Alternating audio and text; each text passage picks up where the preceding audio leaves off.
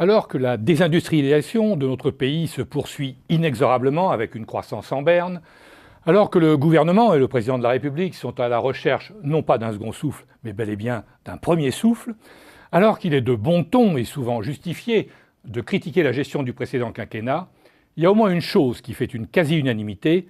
Je veux parler de ce grand emprunt de 35 milliards d'euros lancé par Nicolas Sarkozy et destiné à financer les investissements d'avenir, la recherche, l'innovation. Pour parler de ce grand emprunt, de ce qui a été fait, de ce qui reste à faire et de ce qui pourrait être fait, Xerfi Canal a invité l'homme qui l'a porté sur les fonds baptismaux. René Ricol, bonjour. Bonjour. Alors vous êtes lyonnais, expert comptable de formation, commissaire aux comptes, et le cabinet que vous avez créé en 1987, Ricol Lasteyrie, est un des plus connus en France, avec une brochette de clients prestigieux, Bolloré, Naori, etc. Et au fil des ans, vous avez noué de multiples relations dans tous les milieux. Je suis le socio-professionnel de service, celui qui connaît par cœur les entreprises, avez-vous expliqué un jour. J'ai fait des réformes sous la droite et sous la gauche.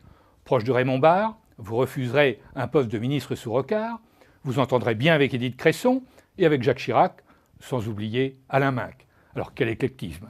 En octobre 2008, en pleine tourmente financière, Nicolas Sarkozy vous nomme médiateur du crédit pour faire en sorte que les banques rouvrent les vannes du crédit pour les PME. Vous mettez alors en congé de votre cabinet pour éviter les conflits d'intérêts et le 2 janvier 2010, Nicolas Sarkozy vous nomme commissaire général à l'investissement en charge de la gestion du grand emprunt de 35 milliards d'euros. Alors, première question, pour essayer de voir un peu dans le passé, d'où est venu l'argent? Parce que je crois que les 35 milliards ne sont pas venus totalement de l'emprunt. Vous me permettez, je reviens une seconde avant sur l'éclectisme. Alors, on peut être éclectique facilement si on n'a pas d'ambition politique. Voyez-vous, le drame dans ce pays, ce sont tous ces gens qui veulent un titre de ministre. Quand vous ne voulez pas de titre de ministre, que vous reconnaissez votre statut de journaliste, d'écrivain, d'économiste, de socio-professionnel, ce qui est le mien, subitement, ça va mieux. Vous pouvez bien vous entendre avec tout le monde. Vous faites de compétition à personne. Voilà. Donc ça, c'est formidable. Alors, je reviens sur l'argent. En réalité, vous avez deux choses dans les investissements d'avenir, dans le financement des investissements d'avenir. Vous avez le déficit qui est constaté, puisque c'est une dépense de l'État. Et donc ce déficit a été acté l'année où les investissements d'avenir ont été décidés par le précédent gouvernement. Puis vous avez ensuite l'impact sur l'endettement de la France, qui ne se fait, lui, qu'au fur et à mesure des décaissements. Voilà. Donc vous avez deux choses de nature différente, et souvent on confond les deux. Alors sur les 35 milliards, moi, ce que j'avais compris, c'est qu'il y avait 22 milliards qui venaient effectivement de déficit, de l'emprunt, oui. Et en même temps 13 milliards qui avaient été le remboursement par les banques. Voilà. Mais alors c'est en même temps plus compliqué que ça, parce que vous avez une partie, vous le savez, de ces sommes. On ne va pas entrer dans la technique, parce que ça va être effrayant pour tous les gens qui nous écoutent. Ils vont s'arrêter immédiatement d'écouter. Mais en réalité, vous avez une partie des montants qui étaient, et qui sont encore, consommables, et puis une partie qui est non consommable, c'est-à-dire qu'on ne reçoit que les intérêts de ces montants-là. Alors, vous avez dit, mon obsession a été de créer un écosystème dans lequel l'argent génère des revenus et peut durer. Car effectivement, vous avez monté un système où on ne dépense pas l'argent tout de suite. Non, vous savez, la base du système, assez simple, c'est nous sommes dans l'investissement d'avenir. À front renversé par rapport à la médiation du crédit, où je devais sauver au jour le jour toutes les entreprises, parce qu'autrement, ça aurait été un effondrement absolu. Là, c'est l'inverse. Vous n'êtes pas là pour aider une entreprise à faire ses fins de mois, vous êtes là pour voir les beaux projets, les projets qui peuvent à 10 ans permettre une réindustrialisation de la France, en réalité. Alors, comment choisir ces projets? C'est ça la question fondamentale. Eh bien, il faut d'abord ne pas se faire confiance à soi-même et dire on a besoin de gens le plus impartiaux et le plus indépendants et le plus compétents possible, et donc vous faites appel à des jurys. Si possible, à des jurys internationaux, parce qu'évidemment, en même temps que vous faites cela, cela crée une notoriété pour la France. Et Ernst & Young avait sorti une analyse montrant que dans les raisons qui poussaient un ensemble d'étrangers, de financiers étrangers à investir en France, les investissements d'avenir apparaissaient avec un pourcentage très élevé. En réalité, l'intérêt du jury international, c'est d'abord vous gagnez la compétence, vous gagnez une forme d'impartialité par rapport aux querelles de clocher franco-français. Et vous faites de la communication. Et vous faites de la communication, vous faites savoir que le pays est en train de bouger. Donc nous nous sommes à chaque fois appuyés sur des jurys internationaux ou sur des comités indépendants. Première règle, ne pas considérer que de droit divin, puisqu'on gère de l'argent, on a le droit de disposer de cet argent. Il faut à chaque fois s'appuyer sur une décision collégiale et impartiale. Première raison. Deuxième raison, qui permet d'aller vers l'idée de rapatrier à terme de l'argent, c'est éviter les dépenses inutiles. Alors, dans les dépenses inutiles, vous en avez à foison, parce qu'on vous présente sans arrêt des projets qui ont peu de chances de marcher. Je vais prendre un très bon exemple qui est la voiture électrique. La voiture électrique, un système tout à fait à la mode, on ne parle que de la voiture électrique. On a écouté des experts de partout pour se faire notre religion collectivement au sein du commissariat général, pour arriver à la conclusion suivante. La voiture électrique n'a d'intérêt que pour les centres-villes et la proximité immédiate des centres-villes, c'est-à-dire compte tenu Paris et de la faible autonomie. Mais c'est pas ça. C'est parce que le bilan CO2 est nul pour la voiture électrique. 1. 2, qu'on ne sait pas vraiment recycler les batteries. Donc imaginez 3 millions de véhicules, les batteries qui arrivent en fin de cursus. Qu'est-ce qu'on en fait? Qu'est-ce qu'on en fait? Alors on vous dit, on peut peut-être en faire des radiateurs, parce que c'est encore une petite capacité de charge. Vous imaginez des batteries partout en radiateur. Enfin franchement, dossier qui n'est pas expertisé. Ce qu'il y a de sûr par contre, c'est que le système comme Autolib à Paris, c'est formidable. Parce que là, vous réduisez de la pollution. Et donc, il y a un bienfait immédiat en termes de santé publique. Autrement dit, il faut à chaque fois expertiser. Troisième élément, il y avait une maladie dans ce pays, à laquelle j'ai essayé de mettre progressivement un terme. Et Louis Gallois, mon successeur, avec lequel il n'y a pas une feuille de papier à cigarette, il aurait pu parler aussi bien que moi du lancement des investissements d'avenir, parce qu'on pense la même chose. Mais le troisième élément, c'est il y avait une maladie qui était la subvention. Alors vous donnez une subvention. Votre subvention, on ne sait pas bien à quoi elle sert. Il doit être renouvelé régulièrement d'ailleurs. Oui, et puis de toute façon, vous ne voyez pas bien les effets de la subvention. Et puis alors, pour les grands groupes, les subventions, c'est formidable parce que ça fait des dividendes supplémentaires, mais ça ne rapporte rien. Et donc on a écrit une nouvelle règle qui est l'investissement, le co-investissement responsable, c'est-à-dire à risque. Autrement dit, certains grands groupes sont venus nous voir en disant on a des projets formidables. On fait expertiser, un jury nous dit c'est formidable, il faut le faire. On dit d'accord, on le fait. On co-investit ensemble. Si on perd, on prend le risque. Donc on perd, on ne vous réclame rien. Mais si on gagne, il faut que ça gagne pour les deux. Il faut qu'il y ait un retour sur investissement pour l'État. C'est du P2P, voilà. Comme on dit, private to public. Oui, voilà. Troisième élément important, il faut éviter de voir la recherche exceptionnelle qui est faite dans ce pays partir à l'étranger. Alors comment faire? La première chose à faire, c'est d'abord de bien rapprocher le public et le privé. Ça, c'est tout à fait essentiel. C'est ce qu'on a essayé de faire dans des tas de dispositifs qui s'appellent les instituts de recherche technologique, les instituts hospitalo-universitaires. C'est compliqué avec les grandes institutions de recherche. Oui, qui sont tous un peu récalcitrants, qui ont envie de dire confiez-nous l'argent, on va se débrouiller. Voilà. Mais en réalité, quand vous mettez ensemble des chercheurs du public, des chercheurs du privé, que vous créez un lieu, on appellerait ça un cluster si on se voulait moderne, et que vous dites voilà, vous allez faire de la recherche ensemble, cette recherche va être utilisée par les entreprises qui paieront une redevance, autrement elle ne sert à rien. Et la propriété intellectuelle, elle appartient à ce cluster, eh bien vous créez quelque chose de durable et de formidable parce que vous vous ancrez public et privé ensemble. Dans le même temps, vous devez évidemment chercher toutes les capacités du futur, notamment tous les chercheurs qui ont trouvé quelque chose. Alors là, vous tombez sur un deuxième sujet, c'est-à-dire qu'en France, on sait trouver, mais on ne sait pas exploiter ce qu'on a trouvé. C'est formidable. C'est-à-dire qu'on sait déposer le brevet, mais on ne sait pas faire la preuve du concept. Donc il faut ces fameuses sociétés d'accélération de transfert de technologie qui, réparties sur tout le territoire, permettront d'aller jusqu'à la preuve du concept pour éviter ces espèces de fonds prédateurs, vous savez, ces fonds pas très sympathiques, ils viennent, ils vous aident avec quelques millions d'euros à faire la preuve du concept. Et ensuite, ils piquent l'ensemble. Et ensuite, ils piquent l'ensemble. C'est l'histoire formidable du Stein résorbable. Vous savez, à notre âge, ça peut nous être utile, voilà. Oui. C'est des petites choses qui vous évitent les pontages, les problèmes coronariens. Le Stein, c'est très intéressant, voilà. C'est quelque chose qui se répartit si les équipes avec lesquelles nous travaillons dans la Caisse des dépôts et consignations n'avaient pas investi 6 millions d'euros. Aujourd'hui, il y a 2 Steins résorbables, c'est-à-dire l'avenir pour les problèmes coronariens. Il y a 2 Steins résorbables dans le monde. Il y a celui d'un géant qui s'appelle Abbott et celui fait par Antoine Lafont, imaginez par Antoine Lafont, cardiologue à Pompidou, l'hôpital Pompidou. Eh bien, vous allez voir que c'est l'avenir, c'est-à-dire que donc, dans un an, il n'y aura plus que des Steins résorbables. Voilà. Ça va limiter le nombre d'interventions chirurgicales, ce qui est formidable. Enfin, en tout cas, quand on s'y prend. Ce qui est bien pour la sécurité sociale. Ce qui est formidable. Deuxièmement, ça va par rapport aux Steins qui sont déjà largement utilisés depuis pas mal d'années, ça va éviter les effets pervers de ces stents, notamment qui vous obligent à prendre des antiagrégants plaquettaires pour faire des hémorragies internes. Enfin, il faut faire attention à ce que l'on fait avec ces petits machins-là. Donc voilà un exemple assez concret. Et là, vous avez mis 6 millions. On a mis 6 millions, voilà. Il est essentiel, voyez-vous, d'avoir une troisième chose, c'est ne pas renier le capitalisme financier, mais le contenir. C'est-à-dire qu'il faut ensuite que les fonds avec lesquels vous allez investir pour industrialiser, il faut que ces fonds-là, vous changiez leur méthode de rémunération. Ils étaient rémunérés jusqu'à présent, ils sont rémunérés à peu près partout, avec un système assez simple. Vous avez des frais de gestion courants qui vous sont payés. C'est d'abord 1,5 à 2% du montant total que vous investissez, c'est déjà pas mal d'argent. Mais quand il y a une plus-value qui est faite, ils ont droit à 20%. 20%. Alors la règle que nous avons installée avec les investissements d'avenir, c'est de dire que ça ne marche pas comme ça. Parce qu'évidemment, si une recherche française, une découverte française, où le fonds investit pour faire la preuve du concept, et si derrière on voit une capacité de gagner beaucoup d'argent, vous avez des gens prêts à acheter de tous les coins du monde. Et si vous vendez votre recherche, dont la preuve du concept a été faite, quel est le retour sur l'industrie du futur pour la France? Rien, évidemment. Donc il faut leur dire, votre système ne marche, avec de très beaux bonus, que si effectivement nous avons une industrialisation dans l'Europe, si possible en France, mais dans l'Europe pour respecter les règles communautaires.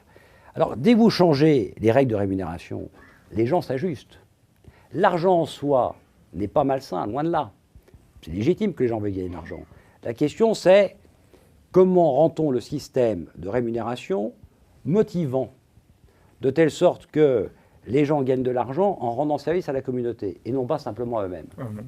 Mais vous aviez défini 5 chantiers prioritaires, qui étaient... Alors, les chantiers prioritaires, vous aviez enseignement supérieur et recherche. Ça, c'est très essentiel, parce que, évidemment, il faut bien former les gens. Ce sont les initiatives d'excellence, c'est-à-dire ces lieux où on a vu de façon surprenante des universités, des écoles se rassembler, décider de changer leur gouvernance pour acquérir une visibilité mondiale. Voilà. C'est arrêter de se segmenter, ce qui est le défaut français, notre défaut gaulois, nos petits villages. Vous pensez que ça a pas mal fonctionné, ce premier chantier? Écoutez, ce chantier, pour l'instant, beaucoup de gens se sont mobilisés. Et beaucoup reste encore à faire. Vous savez, moi, j'ai lancé le process, mais Louis Gallois, évidemment, a encore beaucoup de travail à faire pour qu'on aille jusqu'au bout. Et du coup, à la fin, le succès sera plutôt son succès que le mien, qui aura juste lancé le dispositif. Mais on a vu des gens se mobiliser d'une façon extraordinaire. Enseignement supérieur et recherche, c'est le premier dispositif. Deuxième dispositif tout à fait urgent, c'est tout ce qui est biotechnologie. Évidemment, dans ce domaine-là, la France est spectaculairement forte. Et il faut évidemment, dans ce domaine, que nous réussissions à avoir des leaders mondiaux. On a les moyens de les avoir. Voyez, il y a des moyens de... Et les investissements ne sont pas gigantesques en même temps. Mais non. Voyez, quand vous regardez des grandes sociétés comme Sanofi Aventis, vous vous dites, évidemment, toutes les occasions perdues, ce que Mérieux, lui, ne perd pas, mais toutes les occasions perdues de faire des bons liens avec des lieux de recherche pour développer de nouvelles molécules, de nouveaux médicaments, vraiment là, il faut qu'on fasse des choses. Troisième élément, le numérique. Le numérique, c'est à la fois essentiel, à la fois pour avoir la tuyauterie, pour que le numérique puisse passer, et puis en même temps, c'est essentiel parce que ce sont des usages complètement nouveaux. Qui aurait imaginé il y a simplement 10 ans, qu'avec son téléphone portable, on pourrait simplement avoir son GPS. Vous voyez, on aurait dit ça il y a 10 ans, tout le monde aurait dit... Les applications sont innombrables. Les applications sont chaque innombrables. Jour, il y a une nouvelle, oui. Or, la France ne peut pas continuer à être, dans beaucoup de domaines, à la pointe de la recherche. On a été, avant Internet, on a été les inventeurs du Minitel. Oui. Voilà. Voilà une occasion fastueuse qui a été perdue par la France. Voilà, c'est incroyable. Dans le domaine de la radiologie, les scanners, tout le monde ignore que la France est à l'origine. On peut multiplier les exemples de ces recherches incroyables que nous avons faites et qui sont parties, qui ont été industrialisées ailleurs. Ça ne veut pas dire qu'on doit faire tout seul sur notre territoire, mais il faut au moins qu'il y en ait une partie qui reste sur le territoire.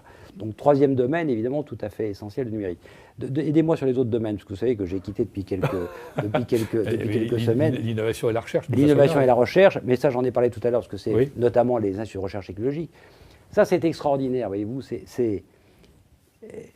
J'ai vu beaucoup de maires de grandes villes qui évidemment sont très présents, comme des présidents de région, et très préoccupés. Ils ont une vision de ce qui est formidable pour leur région ou pour leur ville. Mais s'ils acceptent de jouer le jeu et d'avoir des jurys internationaux, ils vont se rendre compte que là où ils pensaient avoir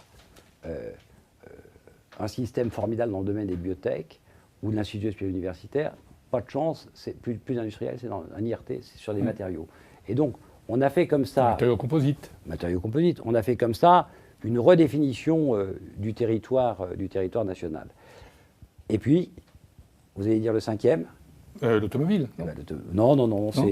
C'est l'ensemble de ce qui est à la fois automobile, la robotique, l'aéronautique, avec l'avion du futur, l'hélicoptère du futur, enfin, beaucoup de choses dont Louis Gallois maintenant vous parlera très bien, parce qu'il était de l'autre côté, il était en face de moi quand on a négocié le financement à la fois de l'avion du futur, de l'hélicoptère du futur. Ça, ce sont des projets qui sont des projets à 10 ans, peut-être plus pour l'avion du futur, avec des matériaux composites tout à fait extraordinaires. Et l'automobile dans lequel on a des projets de recherche formidables. Donc vous voyez, vous couvrez en réalité beaucoup de territoires. Alors, il y a un élément complémentaire que je dois citer, qui est tout ce qui est l'économie sociale et solidaire. En réalité, dans ce domaine-là, il y a un champ incroyablement vaste, avec des initiatives formidables qui ont été prises, la main à la pâte, mais ce que fait Maria Novak dans le domaine de la création d'entreprises. Il y a là des lieux sur lesquels on peut faire des choses qui créent vraiment de l'emploi. Et un de mes regrets, parce que j'avais demandé à un ensemble de syndicalistes de travailler avec moi sur ce sujet, j'aurais voulu montrer qu'on est capable de récupérer de l'emploi sans valeur ajoutée technologique, mais qu'on est capable de récupérer de l'emploi en France, en réalité en s'organisant mieux. Nous pouvons déjà le faire. Par exemple, quand on aide Maria Novak, elle fait des choses formidables, parce qu'elle installe des petits ateliers de transformation à côté des fermes, vous voyez, des kits qui sont faits, et qui permet en réalité, je ne parle pas des très grandes fermes, celles céréaliers qui peuvent gagner beaucoup d'argent, je parle des toutes petites, qui peuvent du coup améliorer considérablement leur rentabilité. Donc c'est ce genre de choses sur lesquelles on peut faire de l'innovation et des choses assez performantes. Est-ce que vous pensez que le crédit impôt recherche est une bonne chose et a bien fonctionné tel qu'il a fonctionné ces 5 dernières années? Non mais, voilà, écoutez, il n'y a pas de discussion sur le crédit impôt recherche. Après, mon métier à l'origine était d'être expert comptable. Je l'ai abandonné depuis, mais c'était ça mon métier. Alors je vais vous dire, quoi que vous fassiez dans un pays, quel qu'il soit au monde, vous trouverez des gens qui vont utiliser de façon malsaine un dispositif positif. Faut-il tuer le dispositif pour autant? Jeter le bébé avec l'eau du bain. Oui. Certainement pas. Évidemment, le crédit impôt recherche, ça a été en France le réveil de la recherche privée. La France est un pays qui se caractérisait et qui continue à se caractériser par plus de recherche publique qu'ailleurs et moins de recherche privée. Il faut évidemment rééquilibrer les choses. Il ne s'agit pas seulement de pluguer recherche privée et recherche publique, il faut augmenter la recherche privée. Pour augmenter la recherche privée, pour garder ce qui est en réalité le cœur de l'entreprise. Le cœur de l'entreprise, c'est sa recherche et développement, évidemment. Ce n'est pas ses services administratifs, ce n'est pas la facturation, c'est la recherche et développement. Pour le garder en France, il faut que les entreprises aient de l'intérêt à le faire, des incitations. Et le crédit impôt recherche, ça a été le dispositif le plus favorable aux entreprises dans le monde, et par conséquent, il a été extrêmement efficace. Il faut évidemment le préserver. Et il faut accepter, si vous voulez ça, je fais référence à mon maître, à Raymond Barre, qui disait chaque fois qu'on fait quelque chose de bien, il faut accepter que quelques personnes le transforment, en fassent quelque chose de négatif. Et on ne peut pas rentrer dans un système législatif et réglementaire extraordinairement lourd pour éviter ces quelques individus. Il faut essayer de les récupérer et de les empêcher de nuire. Mais globalement, ça a été quelque chose d'incroyablement efficace. Alors vous avez passé la main en juin à Louis Gallois. Vous aviez en mai, oui. Ce qui est démocratique. Lui a été nommé fin mai. Il a été nommé 15 jours, 3 semaines plus tard. Oui. Vous aviez investi un peu plus de 26 milliards. Non? Oui, il en restait 7 encore. Il en reste encore 7. Oui, 7 à 8, oui. Bon. Alors, c'est beaucoup et pas beaucoup. Oui. Voilà. Est-ce que vous pensez qu'il faudrait lancer une nouvelle tranche d'un grand emprunt? Pas immédiatement, pour dire les choses comme je le pense, parce qu'en réalité, entre le moment où vous choisissez les projets, celui où vous mettez en place les procédures d'investissement. Alors les gens souvent disent c'est très lourd ces procédures d'investissement. Mais vous savez bien que dans une entreprise, quand on investit 5 millions, 10 millions d'euros, ça ne se fait pas comme ça. Oui. Amusez-vous, même dans un grand groupe, allez demander une subvention pour un de vos projets caritatifs de 30 000 euros, juste pour voir ce que c'est que la procédure administrative qui est suivie. Extrêmement lourde, quel que soit le pays du monde.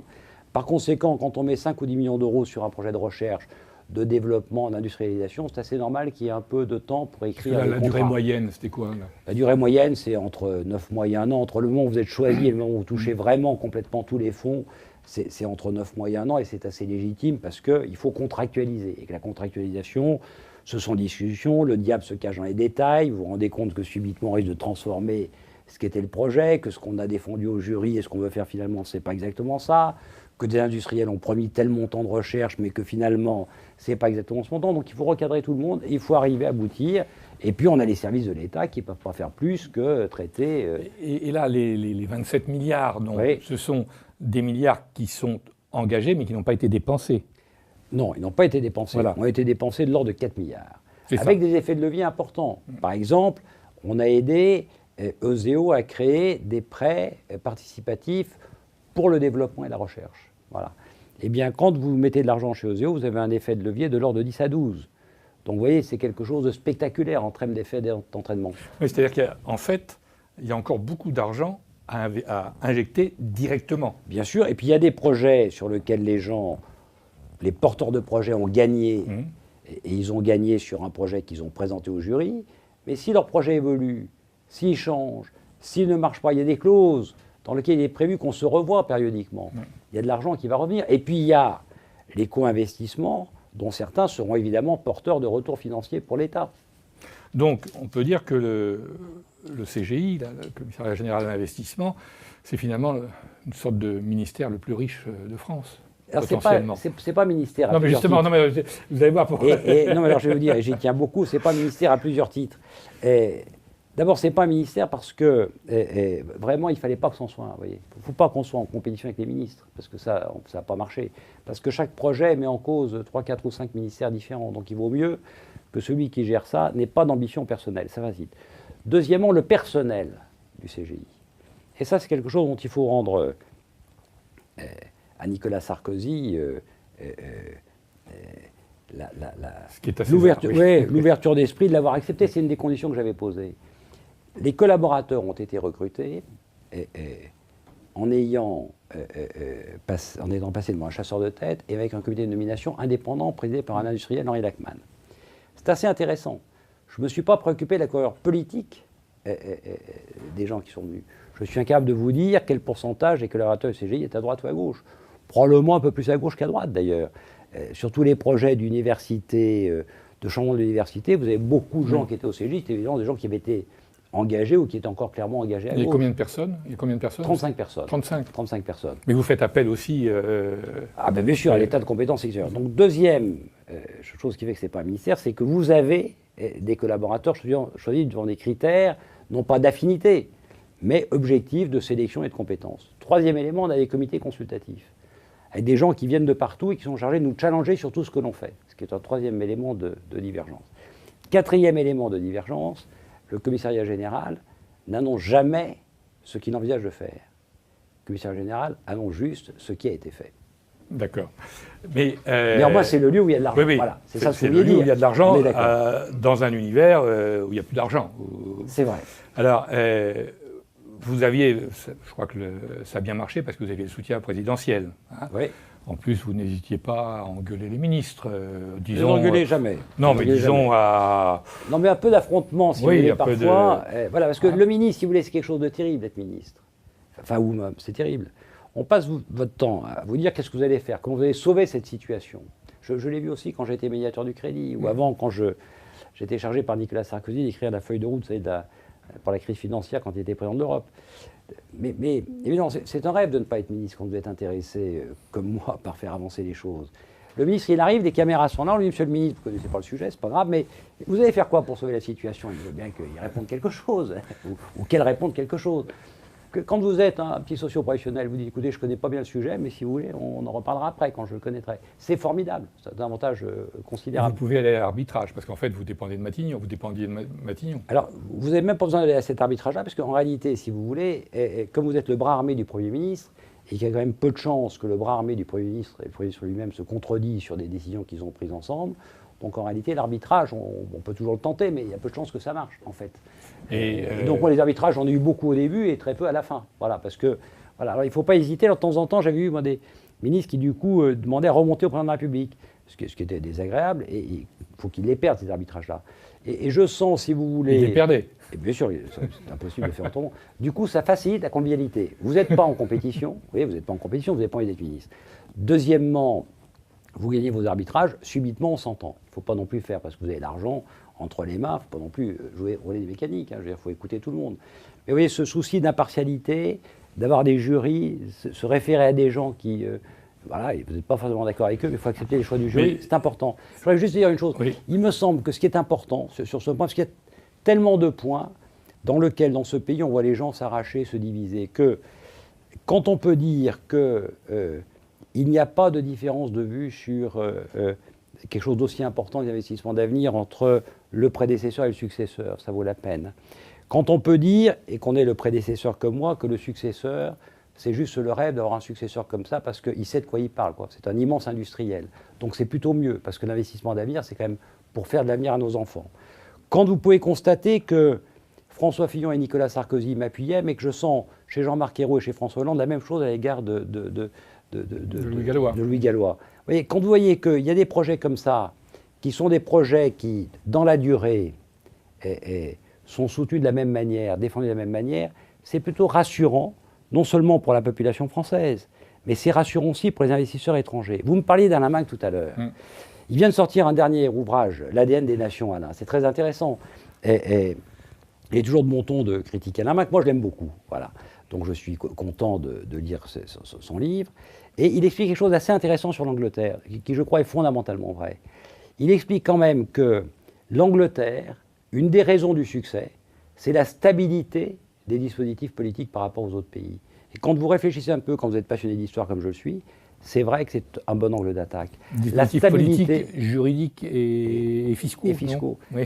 Cet élément de stabilité, en tout cas pour les régimes politiques d'Élisabeth Ier et Élisabeth II, c'est-à-dire quelques centaines d'années, il a raison.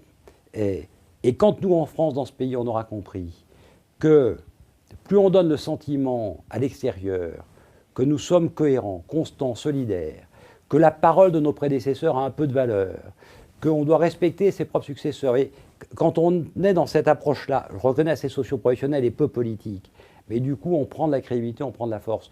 On ne s'abaisse jamais à reconnaître ce que son prédécesseur a fait de bien. Et on ne s'abaisse jamais à reconnaître ce que son successeur fait de bien. Il y a une espèce d'idée dans ce pays qui fait qu'on doit s'opposer à tout prix. C'est effrayant. Parce que peut-être y a-t-il une sorte d'impuissance à agir, oui. Et que c'est plus facile de dire que tout ce qui était avant moi... Pour autant, ça ne fait pas avancer le vélo. Non, ça ne fait pas avancer. Et là, pour terminer justement sur un mot sur la situation actuelle, on voit bien que le gouvernement, enfin Hollande et Ayrault, sont dans un squeeze. Oui. Voilà. S'ils font de la rigueur, pour la rigueur, il n'y aura pas de croissance, on ne désendetera pas, mais et en même temps, il faut effectivement mettre en œuvre les réformes. Donc ils sont dans la quadrature du cercle. Est-ce que vous me permettez de vous dire vraiment, oui. Voilà, que le Français que je suis, qui n'a pas évidemment voté pour François Hollande, mais j'ai voté pour Nicolas Sarkozy, c'est rien de le dire. J'ai pas voulu être son directeur de campagne, mais par contre, j'ai pas du tout renié ce qu'on avait fait ensemble. Sauf que le directeur de campagne, c'était aller sur le terrain de la politique, c'est pas le mien. Et premièrement, François Hollande a été élu sur un programme, c'est la démocratie. Il est légitime que ce programme se mette en œuvre, y compris sur des choses qui me paraissent pas spécialement sympathiques, comme 75% d'imposition au-delà d'1 million d'euros, parce que je vois bien... Ça, c'est la même erreur que les 35 heures. C'est-à-dire c'est une disposition qu'on prend pendant la campagne électorale, oui. Parce que c'est bon pour la campagne, et puis après, on ne sait plus rien comment se dépatouiller. Vous avez raison, pour autant, voilà, il faut que les Français deviennent responsables, ils entendent un discours, ils votent pour ce discours, c'est bien que ce discours soit mis en œuvre. Donc moi, je suis plutôt pour le fait que le dispositif soit mis en œuvre. Dès lors, la question, c'est comment vous évitez les effets pervers de ce dispositif. Les effets pervers de ce dispositif, il n'y en a qu'un en réalité. C'est la perte des talents et des grands groupes. Oui, des départs. Des départs. Mais des départs, j'ai bien dit, des talents et des grands groupes. Alors là, il faut effectivement s'en préoccuper. Et il faut mettre des mesures correctrices immédiatement. Parce que si les talents ne voient pas d'avenir dans ce pays, je voudrais y rester une seconde, si vous me le permettez. Vous êtes brillantissime. Vous êtes quelqu'un de 30 ans, 35 ans, femme ou homme.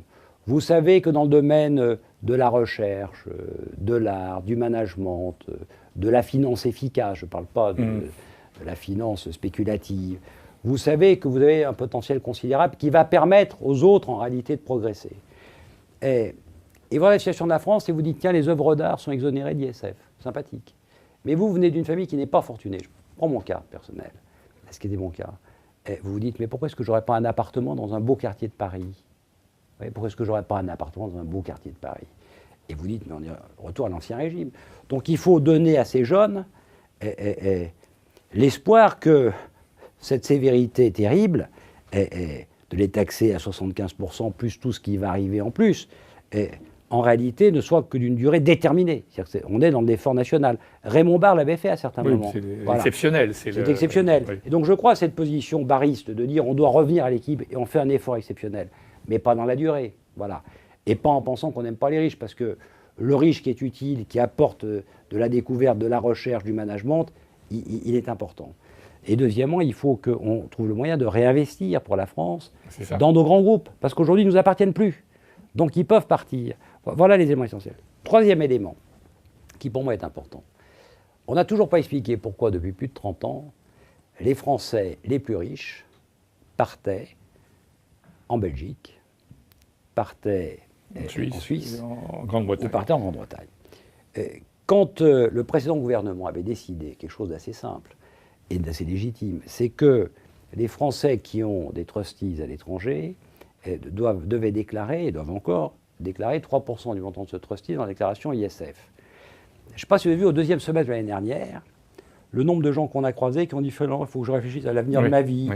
Voilà, je ne sais pas ce que je dois faire, mais il faut que je sois plus généreux avec les autres. Il faut que je trouve quelque chose vraiment de mieux à faire de ma vie. Alors je le réfléchirais mieux si je suis à Londres, à Bruxelles ou à Genève. Vous voyez, foutez de nous en réalité. Bon. Je n'ai aucune sympathie pour tous ces gens qui nous laissent à nous, les autres, la charge de l'impôt. Et quand je dis nous, je me mets moi en premier parce que je fais partie de ceux qui gagnent très bien leur vie, donc je vais vraiment pour le coup payer pour eux. Je trouve que c'est un peu fort de café, vous voyez, donc ils ne me sont pas sympathiques du tout. Mais pourquoi depuis 30 ans, on a des gens qui partent? Ça mérite une vraie réflexion. On ne peut pas continuer comme ça. C'est-à-dire qu'il faut remettre à plat l'ensemble du système fiscal. Il faut remettre à plat l'ensemble du système fiscal. Il faut comprendre pourquoi il y a des ruptures dans la solidarité, dans l'identité nationale, dans la fierté d'être français, dans la solidarité avec son pays. Puis il faut comprendre une petite chose complémentaire qui ne serait peut-être pas inutile. C'est quoi ce dumping fiscal? Qu'est-ce qui fait et qu'est-ce qui rend normal que les Français qui vont en Suisse ont droit à un petit forfait sympathique. Alors que les Suisses payent plus d'impôts. Mais ils payent plus d'impôts, y compris une forme d'ISF. Tout à fait. C'est énorme, voilà. Et donc, vous voyez, moi, si je pouvais faire un appel aujourd'hui, ce serait celui d'une vraie solidarité. Je ne vais pas me mettre demain à approuver ce que fait le président de la République, puisque je n'ai pas voté pour lui, j'aurais préféré que le prédécesseur reste. Mais en même temps, je pense que toutes les Françaises et tous les Français, on n'a aucun intérêt à ce qu'il échoue. Aucun intérêt à ce qu'il échoue, parce que le prix pour nos enfants va être prohibitif. Et par conséquent, la logique, c'est de tout faire pour être solidaire. C'est comme ça, les Français dont je me sens solidaire, ce sont mes compatriotes, voilà, c'est au sens étymologique du terme, ils ont pris une décision. Ça va me coûter un peu d'argent en matière fiscale, je suis d'accord. Voilà. Je ne vais pas essayer de partir ailleurs, je suis d'accord. Je pense qu'en même temps, il ne faut pas que ce qu'une partie des Français a voulu, et c'est la démocratie, il faut le respecter, il ne faut pas que ça coûte à la nation quelque chose de prohibitif. Et donc il faut trouver le moyen que les gens qui ont de l'argent restent, que les jeunes talents restent, et que les grands groupes restent. Voilà. Et qu'on investisse. Et qu'on investisse dans l'avenir. Voilà. Bien. René Ricol, merci. Merci à vous.